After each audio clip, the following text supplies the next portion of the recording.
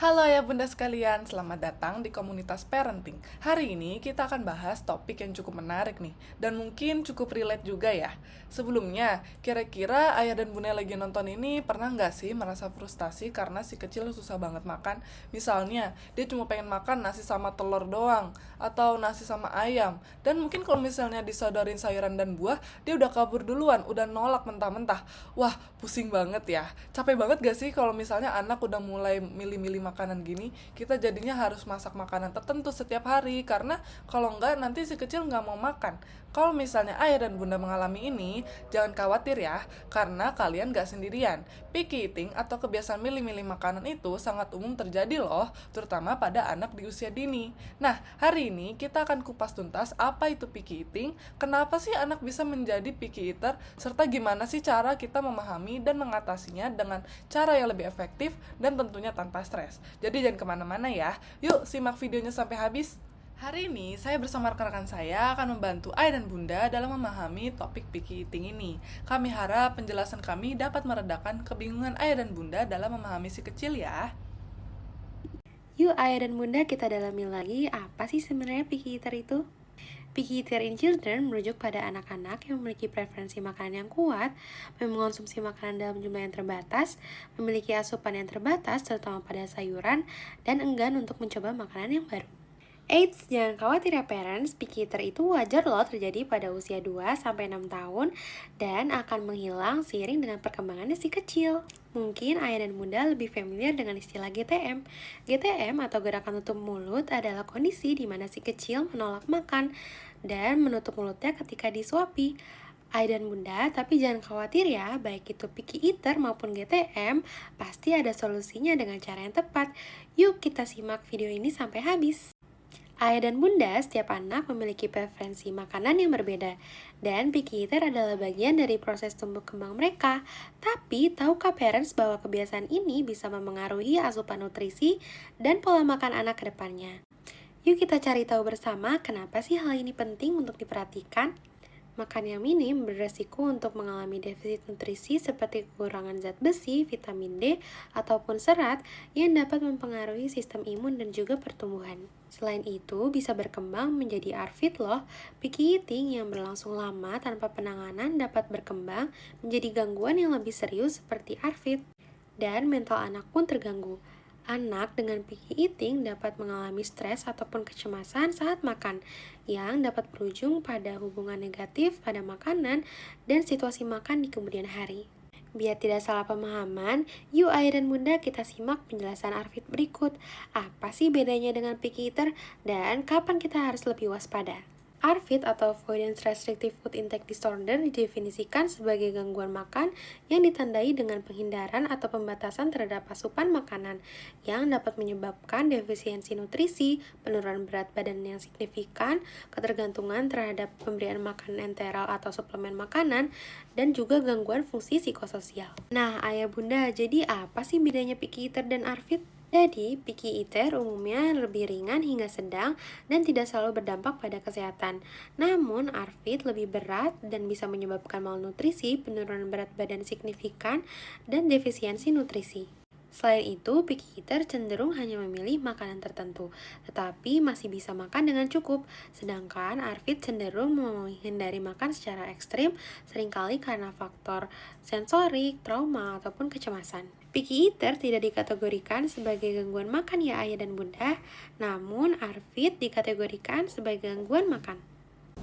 Ayah bunda, tahu nggak sih? Sejak lahir itu, bayi memang sudah punya rasa preferensi sendiri. Mereka lebih suka rasa manis yang mungkin karena ASI juga terasa manis ya, dan cenderung menghindari rasa pahit. Jadi hal ini tuh sebenarnya merupakan mekanisme perlindungan tubuh karena banyak zat beracun itu rasanya pahit. Jadi kalau si kecil sering menolak sayuran pahit, bukan berarti mereka sengaja ngeyel ya, tapi memang sudah dari sananya seperti itu. Selain itu, ada juga nih anak-anak yang lebih sensitif secara sensorik. Jadi mereka lebih peka terhadap tekstur, bau, atau bahkan rasa-rasa tertentu. Jadi kalau si kecil sering nolak makanan, itu bukan tentu karena rasanya, bisa jadi juga karena mereka tidak nyaman dengan teksturnya, seperti terlalu lembek atau terlalu kasar di mulut mereka. Seperti itu ya bunda. Lalu ada juga nih penyebab-penyebab picky eating yang berhubungan dengan pengalaman buruk mereka. Misalnya kalau si anak pernah tersedak atau bahkan alergi terhadap makanan-makanan tertentu, mereka bisa jadi mengalami trauma dan gak akan mau makanan yang seperti itu atau bahkan yang mirip. Bahkan, picky eating juga bisa dipengaruhi oleh emosi ataupun kecemasan. Misalnya, kalau anak merasa tertekan atau bahkan justru sadar karena kalau sedang menolak makanan mereka itu bisa menarik perhatian orang tua. Nah, maka dari itu mereka akan bakalan sering untuk pilih-pilih makanan. Nah, ada satu lagi nih ayah bunda yang sering banget terjadi, yaitu new phobia atau ketakutan untuk mencoba makanan baru. Nah, new phobia ini tuh merupakan salah satu penyebab utama picky eating. Kenapa sih begitu? Ternyata new phobia itu ada kaitannya dengan faktor genetik. Kalau ayah dan bunda juga dulunya sering pilih-pilih makanan nih atau susah untuk mencoba makanan baru, nah bisa jadi si kecil itu mewarisi kecenderungan yang sama nih ayah bunda. Jadi bukan sekedar kebiasaan aja ya, tapi memang ada faktor-faktor biologisnya dari new phobia ini. Ayah bunda, tapi gak cuma genetik aja loh. Faktor psikologis juga sangat berperan pada new phobia ini di picky eating.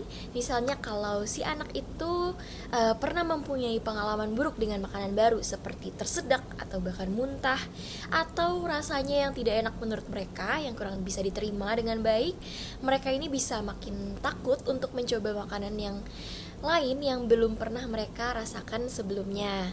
Nah, anak yang jarang terpapar makanan baru ini juga lebih cenderung untuk mengalami new phobia.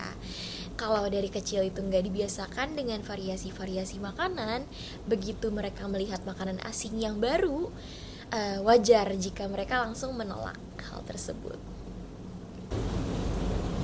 Sekarang ayah bunda percaya nggak sih kalau kebiasaan makan si kecil ini bisa dipengaruhi sejak dalam kandungan bunda? Oke, jadi makanan yang dikonsumsi bunda saat hamil dan juga menyusui itu bisa sangat membentuk preferensi rasa yang enak loh.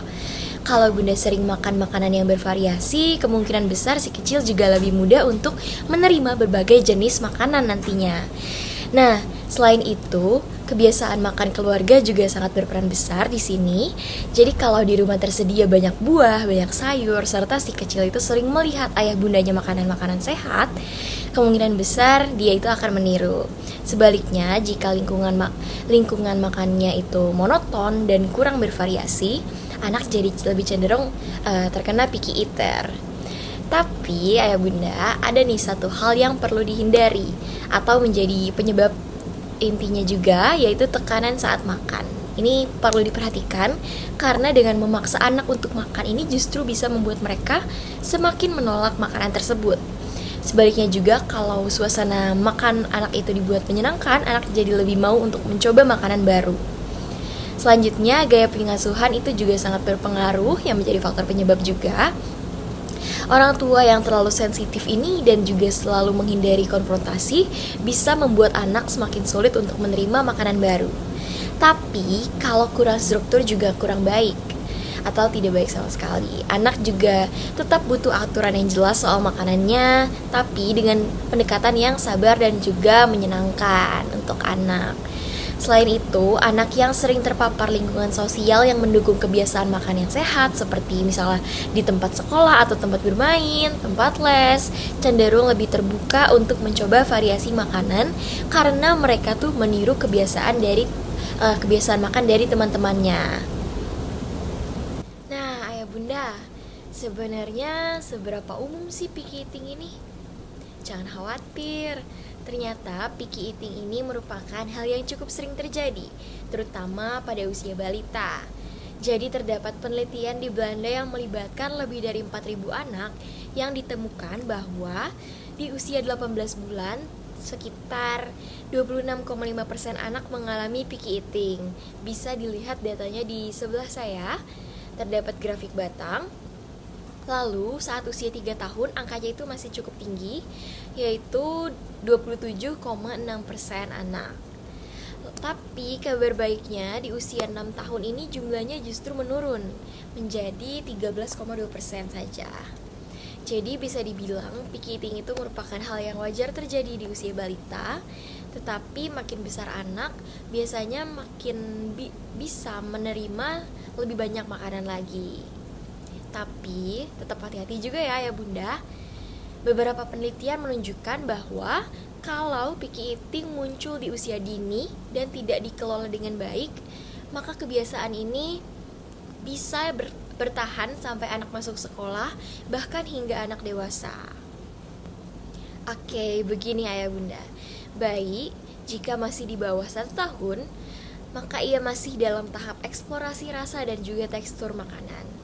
Kalau tampak pilih-pilih itu masih cukup wajar dan belum bisa disebut picky eater atau picky eating karena mereka belum mengalami neofobia atau takut akan mencoba makanan-makanan baru. Nah, ada nih penelitian yang menarik dari Inggris. Namanya studi ALSPAC atau ALSPAC atau Avon Longitudinal Study of Parents and Children. Jadi hasilnya ini menunjukkan sekitar 10% hingga 15% anak mengalami picky eating dengan puncak usianya itu di usia 3 tahun. Nah, yang perlu diperhatikan di sini itu jika kebiasaan ini muncul sejak usia 2 tahun dan tidak ditangani dengan baik, maka bisa sampai bertahan hingga usia sekolah. Nah, jadi semakin cepat untuk ditangani, maka semakin mudah untuk membantu anak untuk lebih terbuka lagi dengan makanan-makanan baru ya ayah bunda. Ayah bunda, picky eating dan ARFID bisa berdampak serius pada kesehatan si kecil loh.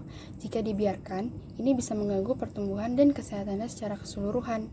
Si kecil yang hanya mau makan jenis makanan tertentu berisiko mengalami kekurangan nutrisi yang dapat menyebabkan defisiensi vitamin dan mineral. Hal ini juga dapat berdampak pada berat badan yang rendah, karena si kecil kesulitan mencapai berat badan yang sesuai dengan usianya. Nah, kekurangan gizi yang berkepanjangan juga bisa menghambat pertumbuhan tinggi dan berat badan anak, bahkan dapat berkembang menjadi gangguan makan yang lebih serius jika tidak segera ditangani. Jika sudah menuju ke gejala ARFID, si kecil bisa menjadi tergantung pada suplemen sebagai sumber nutrisi utama mereka. Namun, ini bukan solusi jangka panjang, karena tetap berisiko menyebabkan malnutrisi dan defisiensi mineral serta vitamin. Selain itu, si kecil juga bisa mengalami berat dan tinggi badan yang lebih rendah dibandingkan anak-anak seusianya. Bukan hanya kesehatan fisik, picky eating dan ARFID juga dapat memengaruhi kesejahteraan psikologi si kecil loh ayah bunda. Si kecil yang mengalami picky eating cenderung memiliki risiko masalah perilaku seperti tantrum atau menolak makan dengan keras. Hal ini juga dapat memicu gejala kecemasan dan depresi, terutama jika si kecil merasa berbeda dari teman-temannya atau mengalami tekanan saat makan. Nah, kesulitan makan ini juga bisa menyebabkan stres pada si kecil dan juga pengasuhnya loh, karena mungkin orang tua seringkali merasa frustasi atau khawatir terhadap pola makan anak. Nah, jika sudah menuju ke gejala ARFID, kondisi ini dapat mengganggu kehidupan keluarga, pekerjaan, dan interaksi sosial karena orang tua harus terus mencari cara agar anak mau makan. Nah, selain itu juga mungkin saat anak hanya memiliki pilihan yang terbatas untuk makan seperti saat mengikuti catering di sekolah atau juga saat field trip saat makanan tidak banyak pilihannya. Si kecil juga mungkin mengalami kesulitan dalam pergaulan karena kebiasaan makannya yang unik bisa membuatnya kurang diterima oleh teman sebaya. Akibatnya, si kecil bisa merasa minder dan mengalami penurunan rasa percaya diri, terutama saat makan bersama di lingkungan sosial. Nah, ayah bunda, ini ada beberapa tips untuk meningkatkan penerimaan makanan dan mencegah terjadinya picky eater pada anak. Tahu nggak sih ayah bunda, anak sudah bisa merasakan rasa makanan sejak dia masih di kandungan loh. Jadi sewaktu bunda sedang hamil dan menyusui itu mengonsumsi sayur dan buah, kemungkinan besar anak akan lebih familiar dan mau cobain makanan sehat. Anak juga bisa secara langsung diperkenalkan dengan variasi makanan pada saat empasi. Jadi jangan cuma dikasih makanan yang gitu-itu aja. Coba perkenalkan dengan berbagai rasa dan tekstur. Misalnya nih, hari ini coba puree alpukat, besoknya coba labu kuning, lalu lusa pisang gitu, agar lidah anak ini jadi terbiasa. Nah, terkadang anak juga butuh kenalan dulu sama makanannya. Jadi let them explore. Mungkin mereka tuh mau pegang-pegang dulu atau cium-cium dulu atau malah main-main dulu sebelum dimakan. Nah, itu wajar banget kok. Dan bahkan kalau anak ini meludahkan atau memuntahkan makanannya, Jangan langsung panik ya ayah bunda, mereka ini cuma butuh waktu untuk terbiasa. Nah, bicara waktu tentang terbiasa, saat anak sedang makan makanan baru tuh emang 100% gak akan terlalu lahap. Tapi bukan berarti kita tidak bisa nih ngulang makan ini lagi di minggu depan. Biasanya tuh anak akan lahap setelah ia mengenal makanan tersebut. Kira-kira butuh 8-15 kali percobaan. Jadi jangan bosan-bosan ya untuk memberikan variasi makanan baru dan coba sajikan dengan cara yang berbeda. Tapi perlu diingat juga ya bunda, pemberian variasi makanan baru itu jangan sampai kita berikan ulang hal yang sama di keesokan harinya langsung. Contoh, kita berikan nasi goreng cakalang nih di hari pertama, lalu jangan kita kasih lagi besoknya, tapi coba kita coba nasi goreng ikan cakalang itu tuh di minggu depan. Nah, selanjutnya anak itu peniru ulung. Tapi makanan tuh jadinya lebih mudah diterima kalau anak itu ngelihat nih orang lain di sekitarnya makan makanan jenis yang sama. Contoh, kalau misalnya anak ngelihat orang tua atau kakaknya makan sayur dengan semangat, biasanya tuh mereka jadi ikutan semangat makannya. Jadi coba bikin waktu bareng buat makan keluarga dan buat proses menyukai makanan itu jadi positif. Nah, selanjutnya anak akan lebih tertarik kalau ia itu merasa dilibatkan. Coba deh ajak anak ke supermarket, terus suruh dia milih, kayak mau milih buah apa hari ini, mau makan sayur apa hari ini. Terus di rumah misalnya dikasih tugas kecil kayak cuci tomat, lalu kayak nata sayur di piring. Pokoknya kalau anak ini merasa dia punya peran, biasanya dia itu jadi lebih penasaran dan pengen gitu cobain hasilnya. Nah, mungkin ini nih yang sering kejadian ya ayah bunda, anak makan sambil nonton di iPad atau di TV atau bahkan sambil main gadget. Padahal kalau makan sambil nonton atau main gadget itu bikin anak jadi gak sadar sama rasa makanannya. Coba deh biasain makan di meja makan tanpa distraksi agar anak lebih fokus pada makanan. Nah, yang terakhir, kalau anak udah berhasil cobain makanan baru sekecil apapun itu, jangan lupa dikasih apresiasi ya bunda. Bisa cukup dengan bilang, wah keren banget nih kakak, mau cobain brokoli misalnya gitu. Atau bisa juga dikasih stiker-stiker lucu.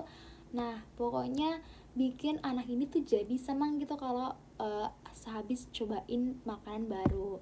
Jadi bisa dalam bentuk pujian atau reward kecil.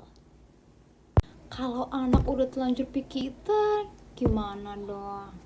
Nah, kita sebagai orang tua memang harus benar-benar aware atau benar-benar sadar kalau anak kita maunya makannya itu aja. Tapi pertama-tama, ayah bunda jangan langsung panik dan cemas.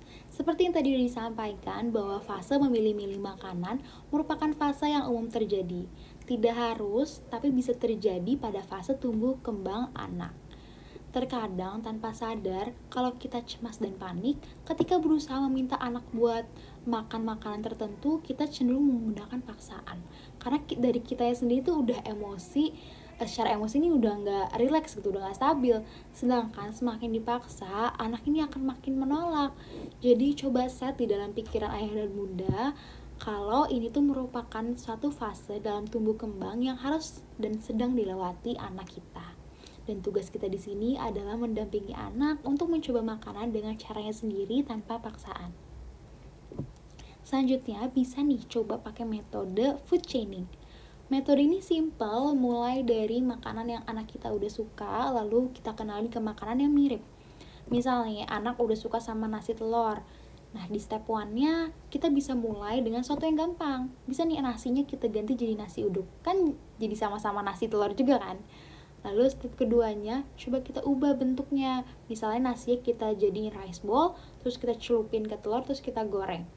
Lalu minggu depannya kita coba buat rice bowl, isinya ikan tapi. Itu kan anak-anak juga suka kriuk-kriuk ya. Terus kita masukin ke telur, kita kasih kriuk-kriuk, terus kita goreng. Nah, pokoknya kita geser pelan-pelan, terus bisa pelan-pelan nanti kita ubah nih rice bowl ini, kita ubah jadi perkedel kentang. Kan bentuknya mirip-mirip juga ya, bulat-bulat. Nanti selanjutnya kita bisa juga langsung kenalin ke ubi. Pokoknya pelan-pelan kita buat anak jadi suka dan jadi lebih terbuka sama makanan baru dari yang awalnya makanan favorit dia. gitu. Selanjutnya bisa juga menggunakan kreativitas ayah dan bunda. Jadi kita menyajikan makanan dengan cara yang menarik. Mungkin bisa potong buah jadi bentuk bintang atau bentuk hati, bikin sate buah warna-warni. Dan misalnya kalau anak suka nasi goreng nih, bisa dicampur, bisa masukin sayuran ke dalamnya. Pokoknya pinter-pinter dan sekreatif mungkin ya ayah dan bunda mix-mixnya gitu. Nah, selanjutnya mungkin tadi aku sempat bilang untuk jangan lupa kasih apresiasi. Cuman apresiasi jangan jadikan makanan ini sebagai hadiah ataupun bahkan sebagai hukuman. Kita harus hindari ngomong misalnya kalau makan sayur nanti boleh makan es krim. Nah, makanan sehat ini harus jadi hal yang biasa dan menyenangkan, bukan sesuatu yang harus ditukar. Takutnya nanti lama-kelamaan nih anak-anak akan menganggap sayur ini adalah hukuman dan jadinya itu takut sama sayur. Lalu next, terkadang picky eating itu bukan cuma soal kebiasaan, bisa jadi karena alergi, intoleransi, atau masalah pencernaan. Jadi kalau misalnya anak ini udah ngeluh, jangan ragu untuk langsung konsultasi ke ahli gizi atau ke dokter ya ayah bunda. Dan yang terakhir, semua itu butuh waktu. Tetap tawarkan makanan baru tanpa maksa. Yang penting suasana makan ini jadi positif dan gak jadi ajang stres satu sama lain, baik itu anak dan orang tua. Jadi untuk ayah bunda tetap sabar dan konsisten. Nah, dari penjelasan tadi, ayah dan bunda sudah tahu ya apa itu picky eating. Hal ini bisa diatasi dengan pola asuh yang tepat. Oleh karena itu, jangan panik dulu ya kalau anak pilih-pilih makanan. Kuncinya adalah membangun kebiasaan makan yang sehat, menciptakan lingkungan makan yang nyaman, serta memberikan contoh yang baik. Kita sebagai orang tua yang juga lingkungan terdekat anak harus memberikan perhatian lebih dan mengenalkan variasi makanan kepada anak sejak dini. Tentunya dengan pendekatan yang positif dan tidak memaksa. Tapi, kalau misalnya perilaku picky eating ini terus berlanjut, sehingga mengganggu tumbuh kembang anak, sebaiknya ayah dan bunda segera konsultasi dengan ahli untuk mendapatkan penanganan lebih lanjut. Ingat ya ayah dan bunda, membangun kebiasaan makan yang sehat pada anak adalah suatu proses dan bukan perlombaan. Setiap gigitan kecil buah hati kita adalah sebuah langkah besar menuju masa depan yang sehat. Dengan kesabaran, cinta, dan pendekatan yang tepat, anak-anak kita akan belajar menikmati berbagai makanan. Percayalah, usaha kita hari ini akan membawakan hasil yang indah di kemudian hari. Semangat terus ya dalam mendampingi si kecil.